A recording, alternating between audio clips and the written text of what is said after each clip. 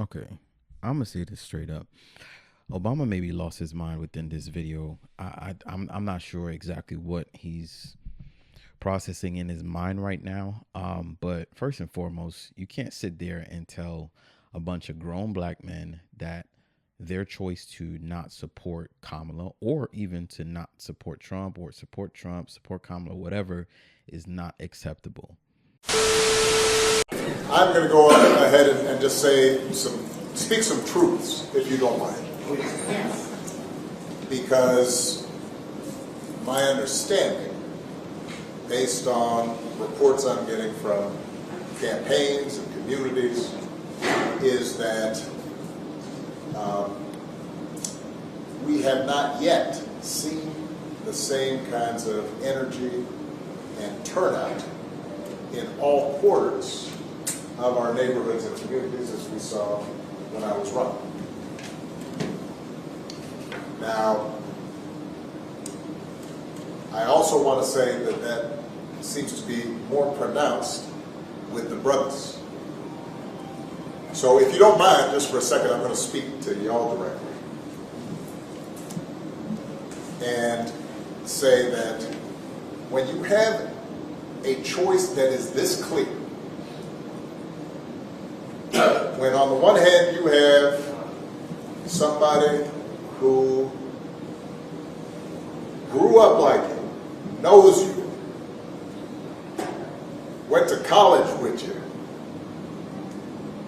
understands the struggles and pain and joy that comes from those experiences, who's had to work harder and do more and overcome and achieves the second highest office in the land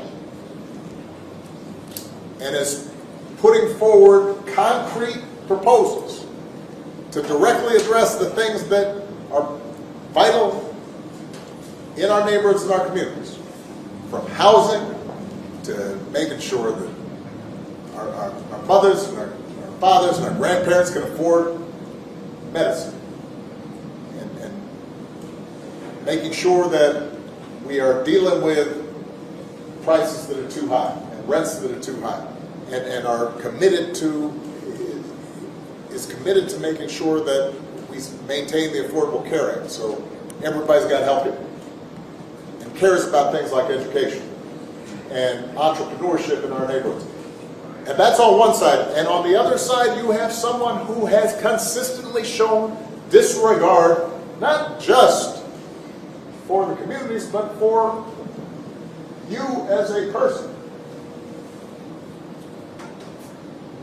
And you're thinking about sitting out? I'm not. But, you know, Cousin Pookie might be. And you're coming up with all kinds of reasons and excuses.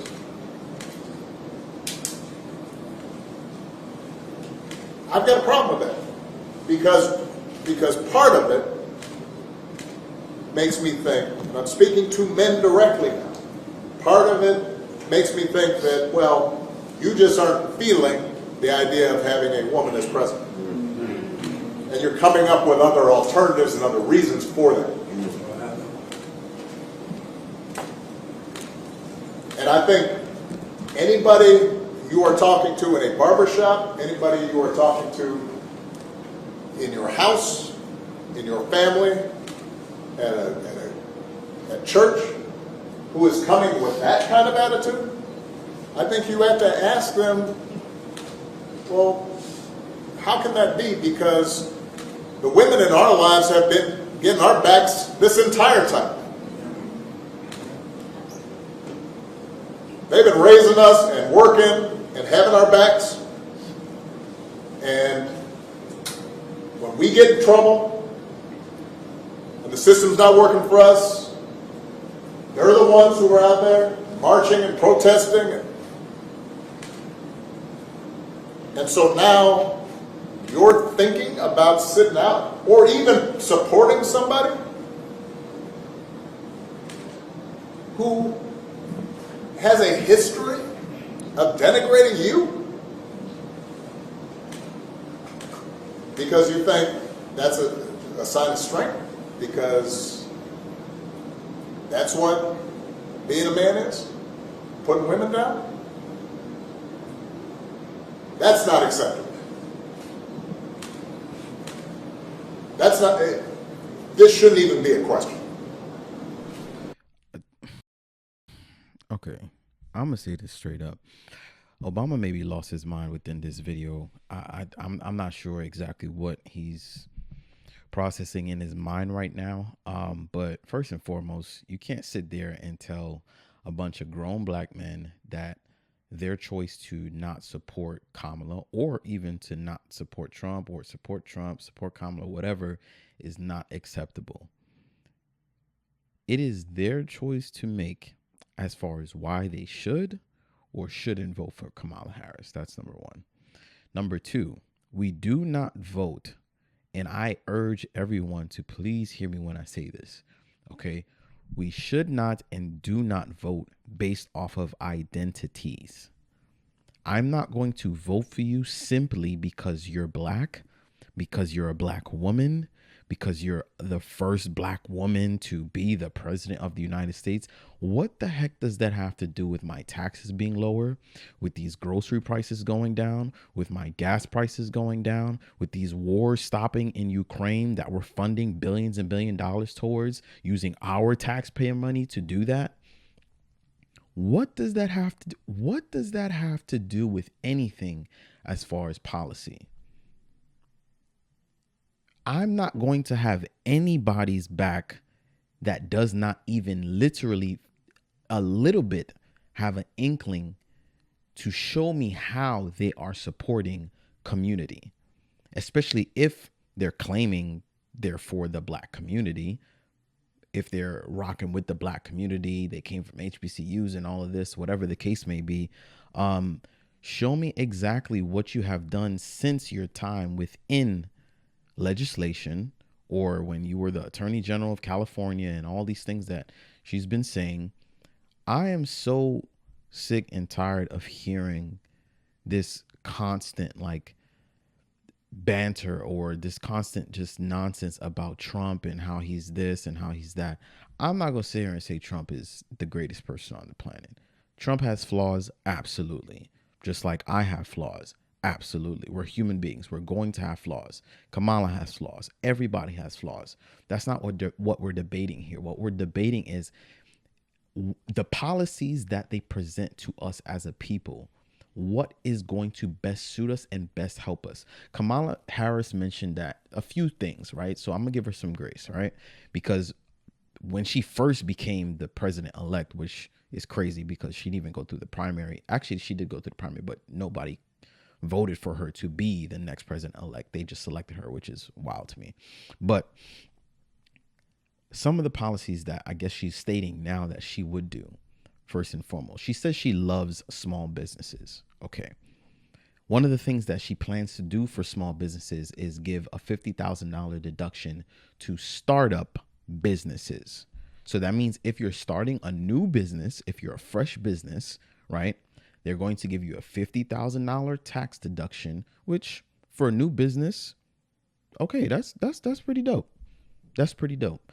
But if you're saying you love small businesses, and there are millions and millions of small businesses that actually are the forefront of the economy, period, what are you doing to incentivize them?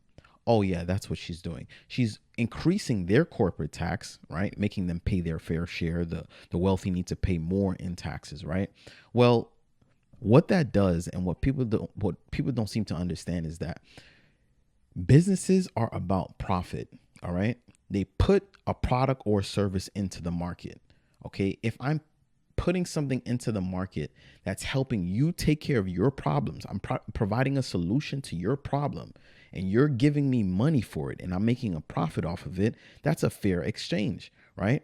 But if all of my money is being eaten from taxes, and all of my operation costs, like paying my employees, paying into health insurances, paying into all different types of stuff, and I'm still trying to grow my business. You're going to increase taxes on me. Now, the thing that I literally cannot understand is this. If you're going to tax these businesses, what is the first thing you think they're going to get rid of so that they can keep their profit margins healthy and allow their business to grow? Oh, yeah, they're going to come after the workers, and you're going to have a heavy load of people that are laid off of work.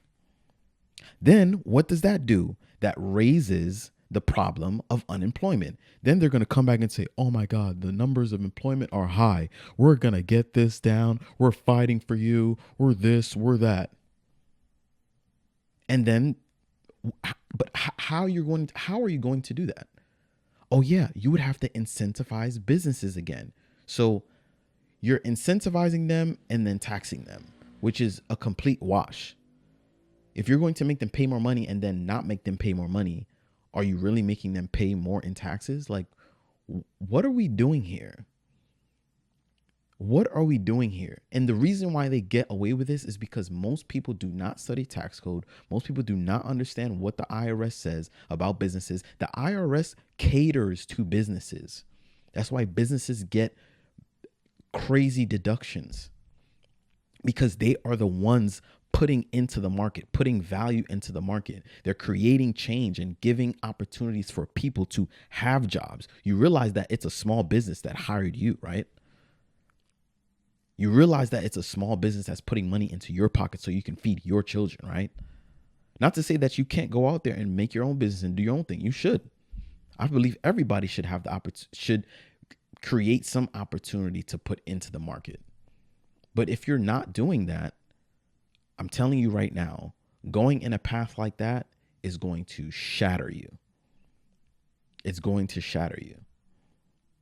I don't understand how Obama can sit here and say basically that we are not going to be on code, and he's not okay with that. Code for what? If you're not doing the things that's in the best interest, first of all, not even just for Black community, but for America, period, then I'm just not rocking with that. I don't think you're a bad person. I don't think Kamala's a bad person. I can't sit here and say that she's a bad person. If I can sit here and say she's a bad person or Trump is a bad person, and I like that, I know I'm a bad person, like, what are we doing here? This is not about your her personal life or anything like that. It's strictly about what policies are you stating and how are they going to benefit society? How? I mentioned that taxes are going to go up in a little bit if she gets elected, right? Trump implemented the TCJA, right, in 2017, I believe, which is the Tax Cuts Jobs Act. And what that did was increase your standard deduction, meaning, I'm going to just say this real quick, right? So just to give you an example of what that means. Let's say you make $100,000 a year, right? And let's say you're single. Before Trump put that act into play, or that bill into play, or that policy into play, I should say, your deduction was about $6,000. When he put that into play, it went up to $14,000 or $12,000. What does that mean? Let me explain. If you make $100,000, what the government does is they don't tax you on the $100,000. It's $100,000 minus whatever your standard deduction is. So $100,000 minus $6,000, what is that? $94,000. So they're taxing you on $94,000, right? Based off of the tax bracket system. What Trump did was initiate the TCJA, and he doubled that. So 100,000 minus 12,000. So what does that give you? That's about 88,000. So instead of getting taxed on 94,000, you're getting taxed on 88,000. And that's just one of the ways in which the TCJA that he implemented in 2017 put money back in your pocket. But he did things against your race, and he doesn't like your race, and he's a racist and all these things. I just don't understand it. I don't understand what Obama is saying here. I'm very actually shocked to hear Obama even come and say this to Black men. Like, how are you going to tell Black men how to vote? and that this is not acceptable, like you're their father or something like that. Like that's not cool. All right. And this is not, again, this is not a video to go against Obama and to shame Obama. But I just feel like that the way he came about talking to these black men, I think he could have did it in a better way. I think if he stands with Kamala and he actually believes that her policies are great for the black community, then actually state those policies and help them see and understand how those policies will benefit them. Not, oh, this woman had your back, or women had your back all their lives, and all the nonsense that I'm just hearing throughout this video. Like all of it, it has to do with identity and has nothing to do with policy, or it has to do with hating Trump, basically. I'm curious as to what you guys think, man. Let me know what you guys think in the comments. Make sure you like this video, subscribe to the channel if you're new, turn on post notifications, and I'll see you in the next video. Love y'all. In Jesus' name, peace.